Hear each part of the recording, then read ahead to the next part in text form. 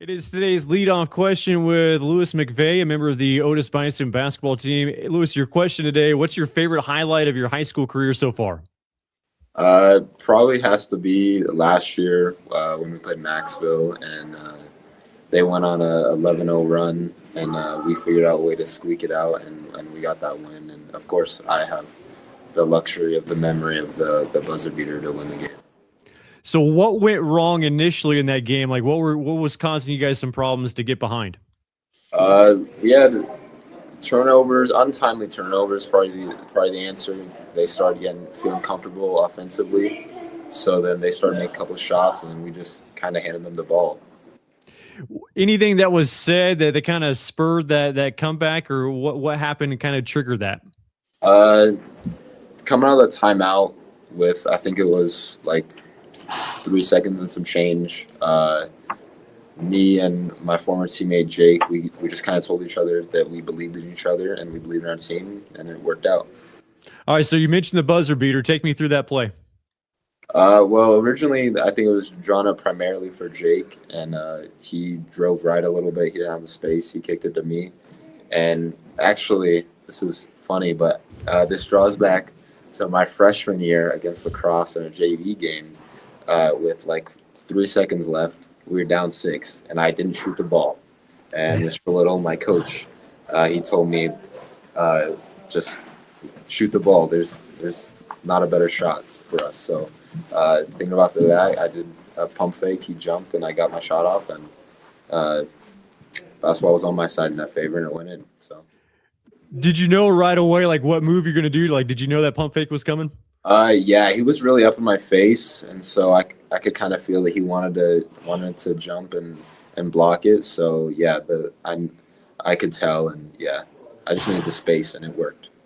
How many times have you rewatched that highlight? Probably as many as you probably expect, quite a few times.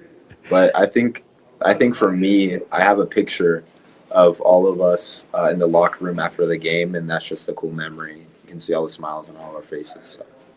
That is Louis McVey with Otis-Bison basketball. It is today's leadoff question with Gavin Alloway, a member of the Otis-Bison basketball team. Gavin, your question: what is the favorite highlight of your high school career so far? Last night we had a game against Stafford, I would say one of our rivals, and I went 5 for 6 from the free throw line, and I thought that was really cool. Are you typically a good free throw shooter?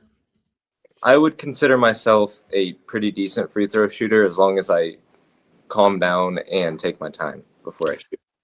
So, out of those 6 free throws, were any maybe more magnified than the others as far as the time of the game?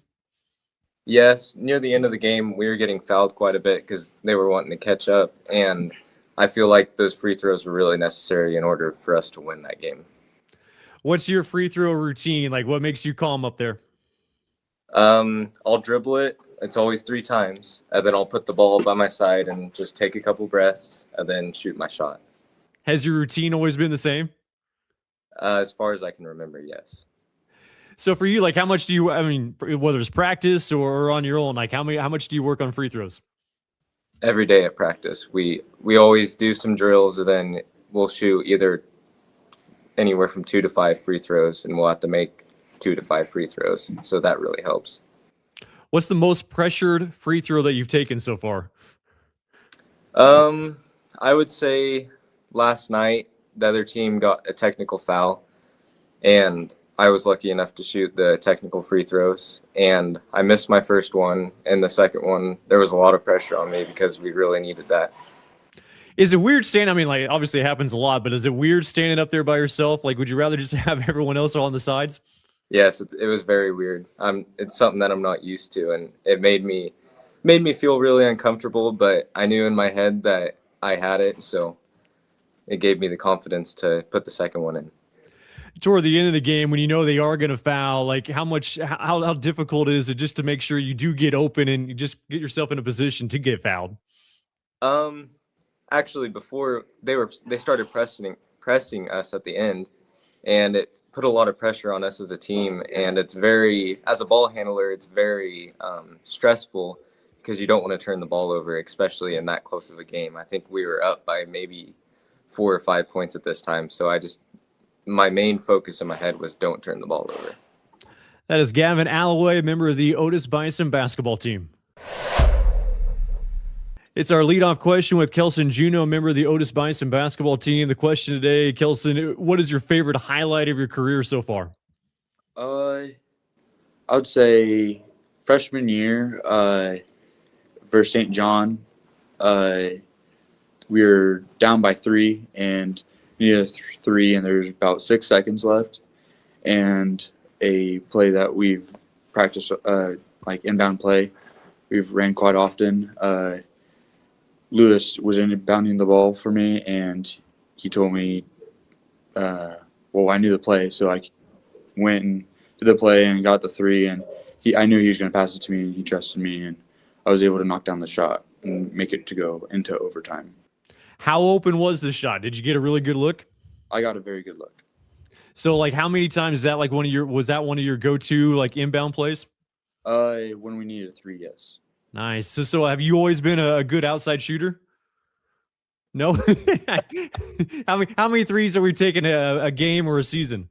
I would say I've probably shot more 3s my freshman and sophomore year than I have the last 2 years. So you tell me coach doesn't give you the green light after hitting that big shot? Probably not as much as some people. He probably trusted more people than me. What was the initial reaction after hitting that big shot to send it to OT? Everybody's jumping up and down and like just excited that we could have another chance to hopefully beating St. John in overtime. Like as far as inbound plays, like how many do you guys typically have? Like how many are kind of in your playbook? Probably like 6. Okay. So for you, when like they called that one, like you said, you knew Lewis was going to pass you the ball. Like what was going through your head prior to that one? I just trusted myself making the shot, and I just had to believe in myself and attempt, I guess. How did the overtime period go? It did not go as our team expected. We ended up going up by 2 with about 1 minute and 10 seconds left, and then we threw it out of bounds, and they were able to get a 3 right after the turnover. And then I don't know how much time was left, but then I turned it over and they sealed the game. All right. Well, no one's going to remember that now. They're just going to remember that big shot. Okay. Yeah. How many times have you rewatched that play? At least the one that sent it into overtime. Quite a few times. Nice. Yeah. That is Kelson Juno, member of the Otis-Bison basketball team, with today's leadoff question.